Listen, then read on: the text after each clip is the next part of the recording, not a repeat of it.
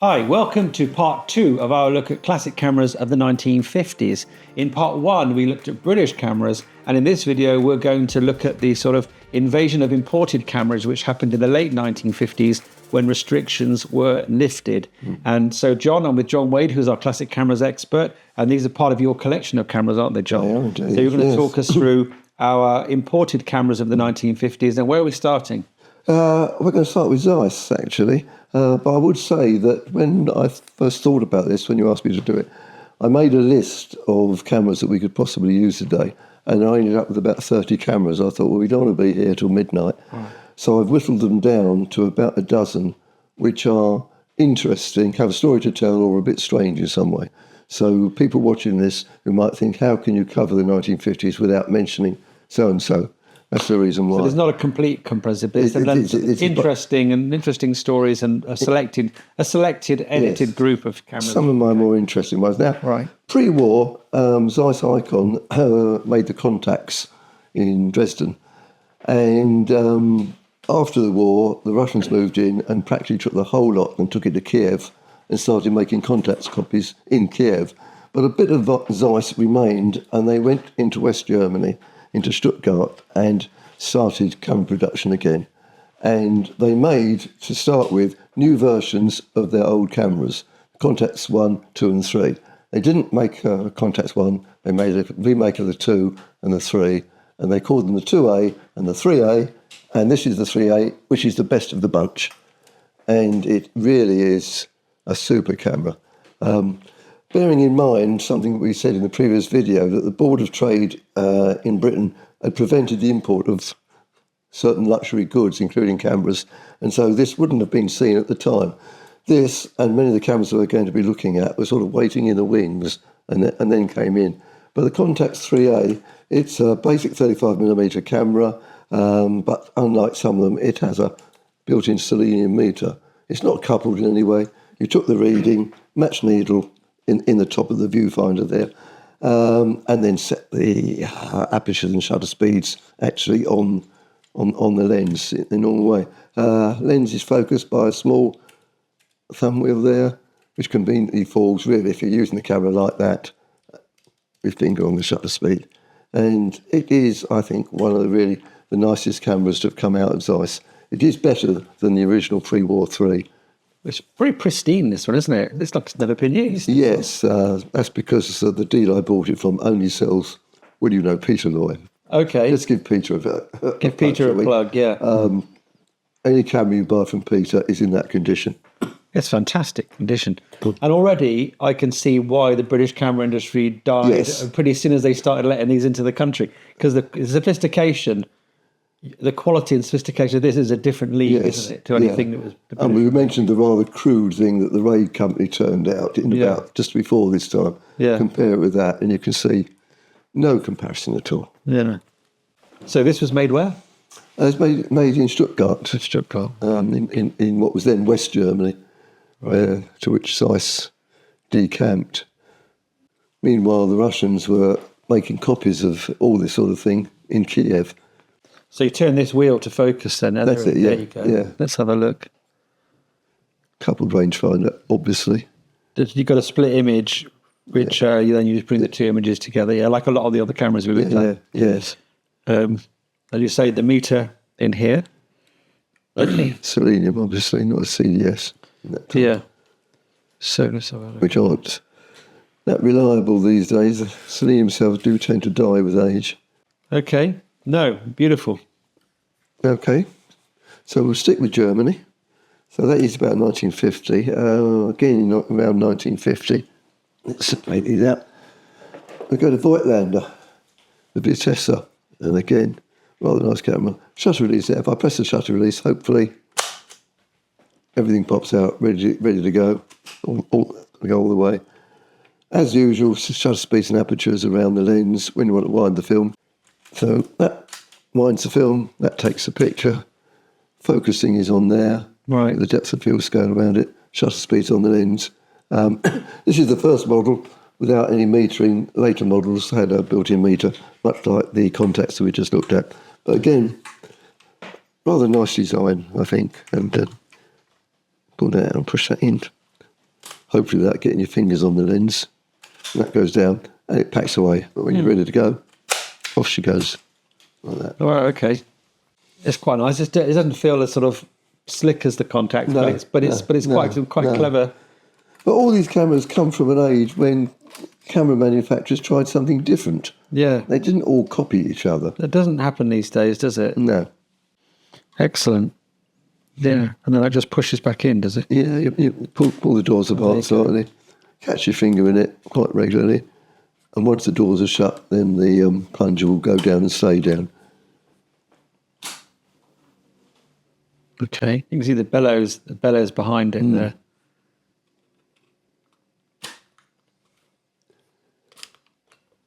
Okay, well, that goes down. Nice. Yep. What's it called again? Voigtlander Vitessa. It's a Vitessa, yeah. Austria, not particularly known for its camera making, but there was a company there called Goerz who made the Minicord.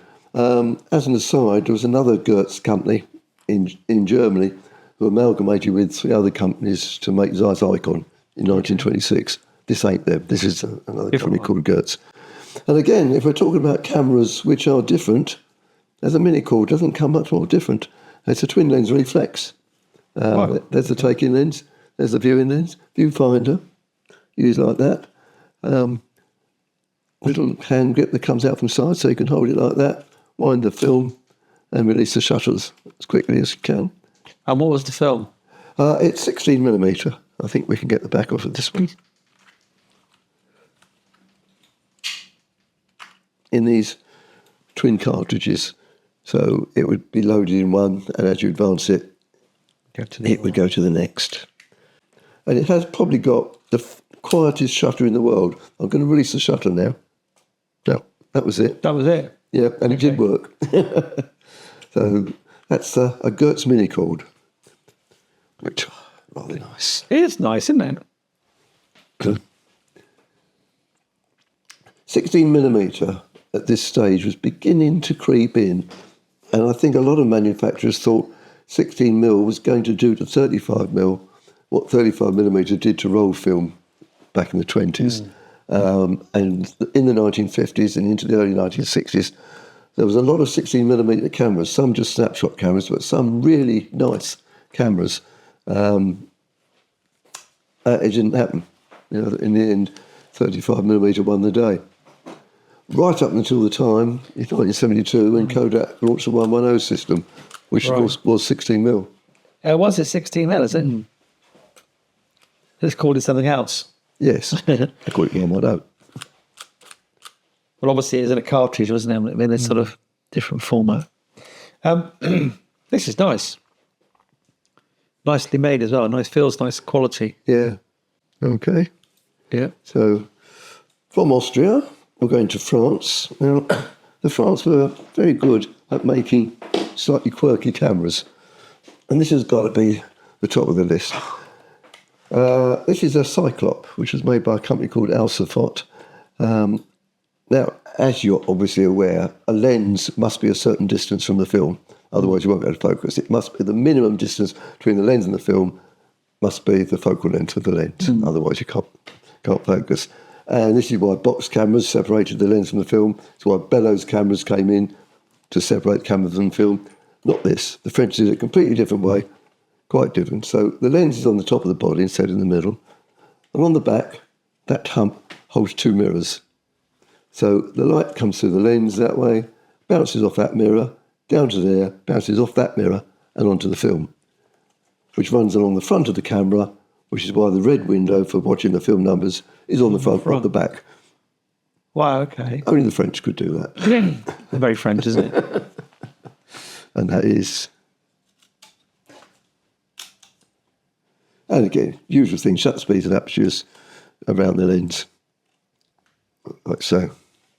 And did they do that just to be clever, or was there a practical reason trying to do that? I get the feeling they did it to be clever because it died out. I didn't see many others. There has been the odd camera that's used mirrors. Well, yeah, Polaroid. Yeah, Polaroid use it in their SX70. We won't go into that now. So mirrors do get. Well, of course, used. SLRs use mirrors for viewing, don't they? Yes, maybe not yes, but not for not for slimming down the body size. So yeah, that's a Cyclope. for obvious reasons. When you look at the lens, it looks like a Cyclope. Also, I have to say, I'm a left-eye viewer. I don't know about you, left-eye photographer. And this is designed for right-eye viewers. Yeah. Because if you try to use it in the left hand... As most cameras are. I suppose. I mean, you were complaining just now because your nose keeps getting in the way. That's true. That is true. It's maybe my fault. But yeah, if you try to use this with you can't really put your left eye to it because the hump gets in the way of your nose. It's even worse than normal, isn't it? It is. It's just unusable with your left eye. Yeah. I think the reason I use my left eye is that I don't really have to close my right eye when I'm taking pictures because it's blocked behind the camera. Whereas if I use my right eye, I've got to squint. Close my left eye. Makes sense, I suppose. Yes. Completely sensible. So where should we go? That was France. We'll go to Japan. Again, waiting in the wings, Minolta, who a company I admire a lot for various reasons. This was a time when there were quite a few Leica copies around. We wouldn't call this a Leica copy, but we'd say it's probably inspired by the old Leica-esque. Leicas. And of course, it's got the L39 mount, so it could take Leica lenses. And much the same as a Leica, knob wind on the top, shutter release there, shutter speeds there, and the little knob on the front is to set either instantaneous or time exposures. Other than that, manual camera, focus there in the normal way, shutter speeds there, apertures there, coupled rangefinder in the viewfinder, not separate as it was even on Leicas at that time. But all in all, a very nice little camera, I think. The quality feels good, doesn't it? Yeah. Is this the first Japanese camera we've covered today in this video, I think? It is so far, yes. We're going to do another one next. Yeah, okay. Nice viewfinder as well. Yeah. A lot of cameras from this era are very tactile. They're very handleable. Yeah. What collectors call fondle. They have a fondleability. Yeah. Japan. Now, this is the Asahiflex IIb. The Asahiflex made by Asahi, obviously, who went on to make Pentax. So this is the precursor to the Pentax, except it's got a waist level viewfinder like that. But this is a 2B, which isn't the first model, obviously, otherwise it would have been a 2A.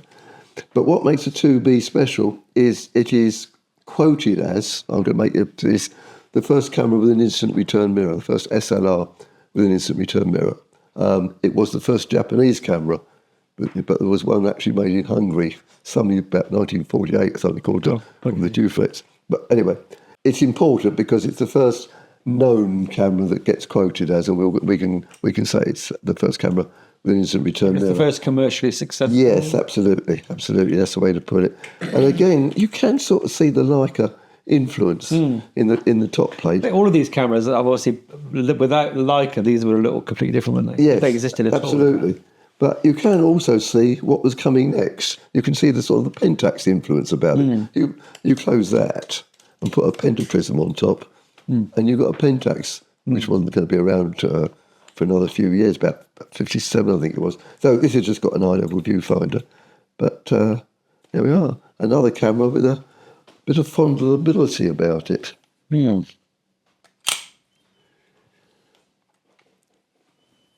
So we talk a lot about the Leica, so we'll look at one next. And when we've been talking about Leica, of course, we're talking about the old screw lens Leicas, which are first 1920, well, first camera was 25.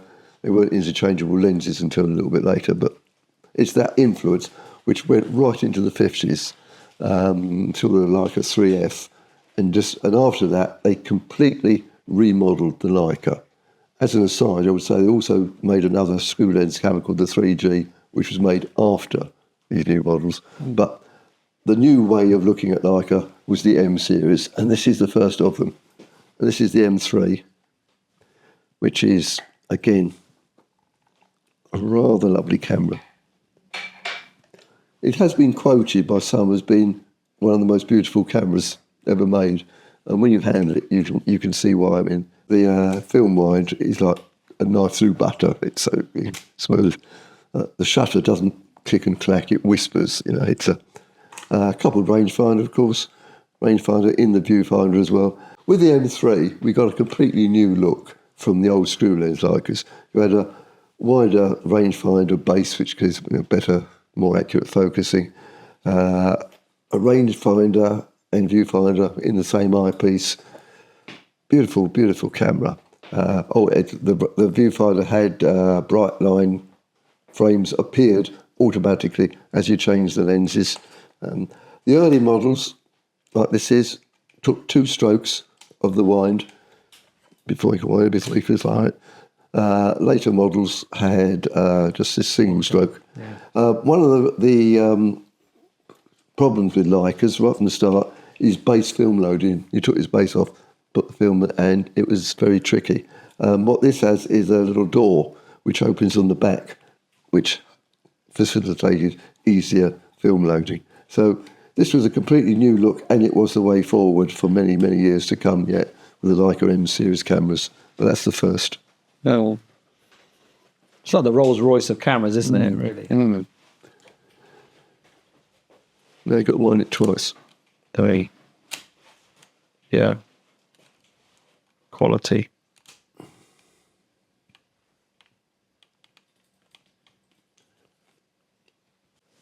Yeah. So there we are. So we stay in Germany. I'll put my lens cap on. We stay in Germany with the Werra, which is quite an unusual little camera. At first sight, there's absolutely no controls on it, apart from a shutter button whatsoever. But we take that cap off and turn it round, and we've got a lens cap. Incidentally, when it's on that way, there should be a cover on there, which I don't have anymore. Somewhere, it's gone somewhere. So that's a lens protector, but you take that off and you screw it on as a lens hood. And then suddenly, all the controls appear around the lens, in all the places you expect them, except there doesn't appear a place to wind the film on. And to wind the film on, you do this. Collar around the lens. Yeah. Yes, that's it. Bit caution. Oh. There you go. This is the first model. Subsequent models had built-in meters, etc. But not much to say about it. It's quite an unusual, interesting little camera. Yeah. I'm not sure about the brown olive leatherette. It makes it different, I guess. Yeah. Yeah. It is quite clever, though, isn't it? Yeah, it's quite a nice idea. Particularly if you haven't lost a bit on the end. Yeah. When you put this bit on like this, it just looks really weird, doesn't it? It does. It's an odd doesn't it? Yeah. It's quite clever. Yeah. Oh, there you are. Okay. Let's make the journey then from Germany to Russia. And this is a Leningrad, obviously aimed after the city of Leningrad. Was it made in Leningrad? Was it made there? Yes, just outside, I think. It was made by the Goerz factory, I think, Gomz, something like that. Okay. There were 2 big factories. That was one. The other one was Krasnogorsk, who made the Zenith stuff, etc. But this is and it's a Leningrad. And again, you can't help but see the Leica imitations there, complete with the lens, the Leica screw. But the thing about it, which makes it different to most, is that you don't wind the film as such. You wind a motor up, and then when you want to take your pictures, it's got a clockwork motor drive in it. So, other than that, everything else is the usual straightforward. Aperture, shutter speeds around there. Shutter speed, on the top. Apertures are focusing on there. But it will keep taking pictures and winding the film until you get tired. Big old winding knob, isn't it? Yeah. I guess even those Russians, they've got their gloves on because those Russian winters, they got their big. Well, gloves. you can see how everything is a bit chunky, isn't it? Yeah, it's like a chunky Leica. Yeah, it's kind of loud as well, isn't it? Yes, it is very Russian. So they nicked all of the Zeisses and stuff from Germany, took it back to Russia with them, and they got this whole was this part of that because we said Kiev was some of it was made, but obviously is. Yeah, I mean, the first Zeniths had a Leica screw mount. Yeah.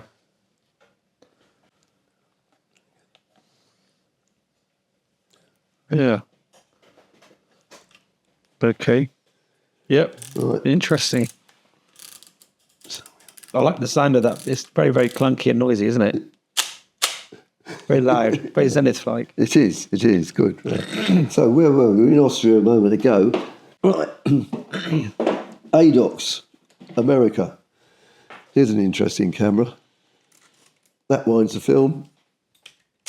That takes a picture. The thing that makes it interesting and slightly different, apart from the lever wine, etc., is we find out if we open the back, which we do by turning this little knob here, and it opens up. And when you look in the back, there's absolutely nothing there. And that's because the film was loaded into a separate cassette, large thing, which I haven't got with me, and that just dropped into the camera. Okay. And then as you dropped it in and shut the back and wound it on, it opened a dark side across there so you could take pictures. So obviously, you could have black and white in one, colour in another. And interchangeable film cassette. Interchangeable films halfway through. So that's quite clever. It is. So. And there we are. So that's one of the better American cameras.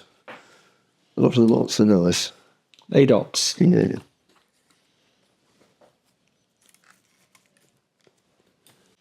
It doesn't have that quality for it, does it? It's so much as some of the European ones. No, it was a bit, a little bit more tinny. That's right. Yeah. Moving on to Japan, and the craze at this time for twin lens reflexes. And this is one of the nice ones. This is a Yashicamat. And this is the LM model per light meter. So again, it's got a nice built-in selenium meter, which gives its readout. Sorry, it gives its readout here. And again, shutter speeds and apertures are changed very much Roddy style, by little thumb wheels on each side of it. And focus is here. Bracket out both lenses together. Right. Film wind.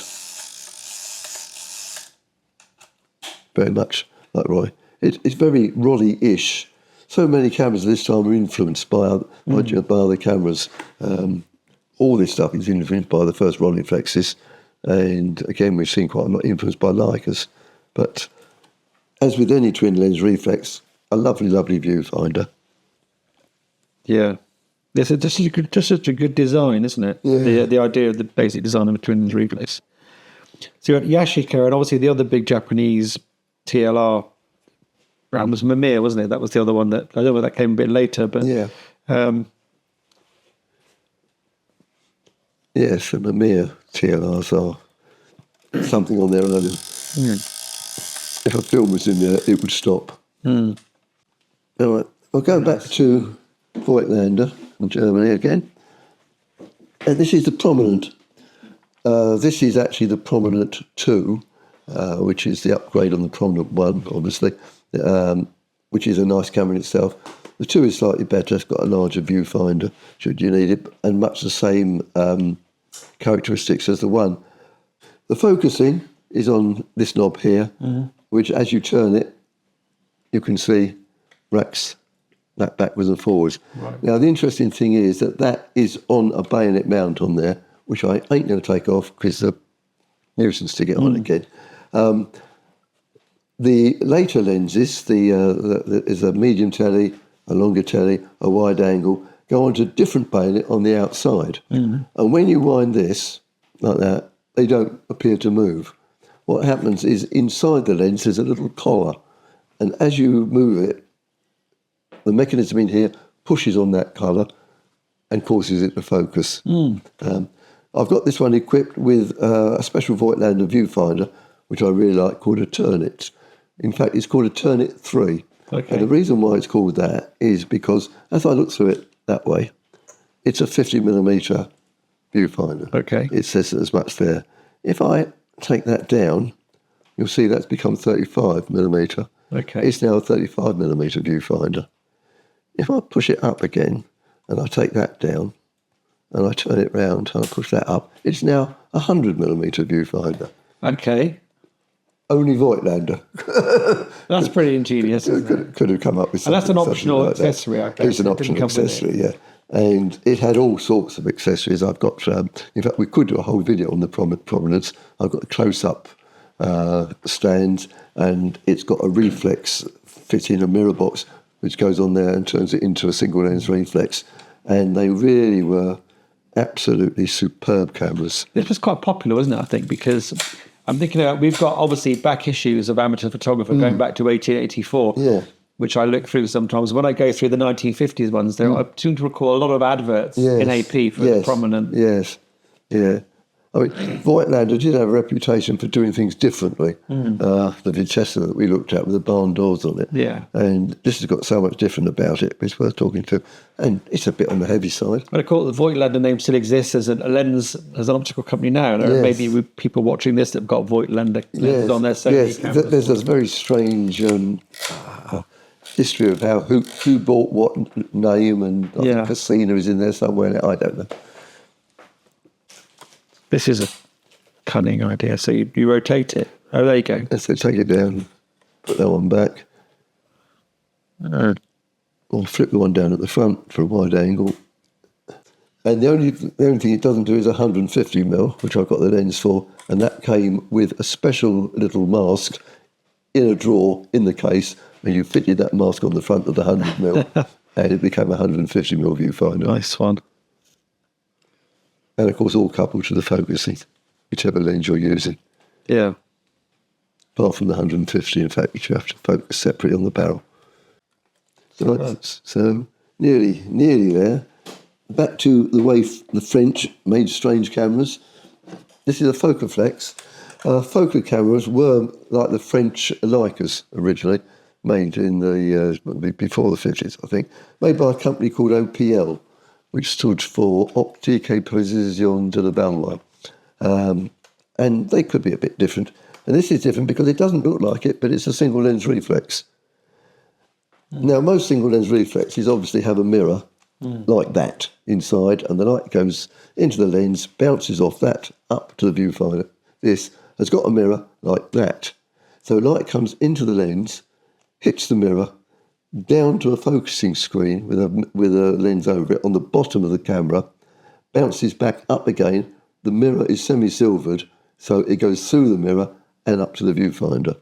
And while that's happening, various masks are being pulled across the viewfinder to stop light getting into the camera while all this is going on. And it all goes on in the time it takes to do that.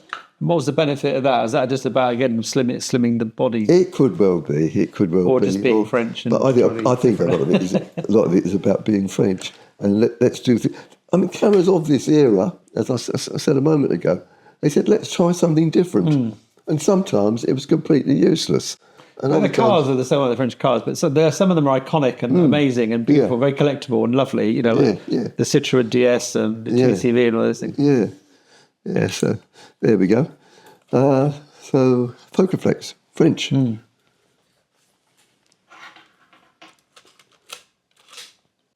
mean, it's good to be different and original, isn't it? Yeah. You don't just want to be a copycat. So hats off to them for thinking outside the box. Yeah. Sometimes it works, sometimes it doesn't. No. And of course, these days, it's the sort of things which fascinates nerdy collectors like me. That's a new one. Oh, okay. It will pop up. Does it pop up, or do you pull it up? Oh, you pull it up. Oh, there we go. And then you turn it. I think you can pull it. If you pull it, that's it. Just need to come up a little bit higher.